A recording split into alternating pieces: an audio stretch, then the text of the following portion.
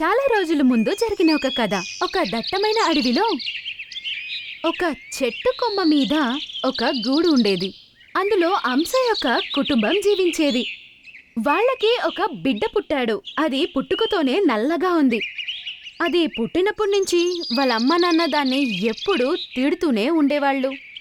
ఇలా చూడు, ఎంత నల్లగా ఉందో. మన జాతిలో ఎవ్వరూ ఇలా నల్లగా ఉండరు.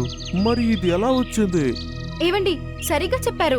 వీడు ఎలా ఇంత నల్లగా పుట్టాడో తెలీదు. దీనివల్ల మనం ఎవ్వరికీ మొహం చూపించలేకపోతున్నాం. మనకు ఒక అందమైన బిడ్డ ఉంటే ప్రపంచంలో మన మర్యాద కాపాడేది. ఇలాగే రోజులు గడుస్తూ ఉన్నాయి. మరియు ఆ అంశాలు రెండు వెయిట్ చేస్తున్న ఆ రోజు కూడా వచ్చేసింది. ఆ రెండు అంశాలకి ఒక అందమైన బిడ్డ పుట్టింది. అది చూడ్డానికి వాళ్ళ అమ్మా నాన్నలాగే ఉంది. ఇలా చూడు, దీన్ని అంటారు అందమైన హంస. ఆ నల్లదాన్ని చూడు, దాన్ని చూస్తే ఆలోచించాలి హంస కాదా అని. ఆహండి, మీరు ఎందుకు బాధపడతారు? మన చిన్న కొడుకు చాలా అందంగా ఉన్నాడు. ఇప్పుడు మన ప్రేమంతా మనము మన చిన్న కొడుకే పంచొచ్చు. అమ్మా నాన్న, నన్ను ఎందుకింత వేరుగా చూస్తున్నారు? నల్లగా ఉండడం నా తప్ప.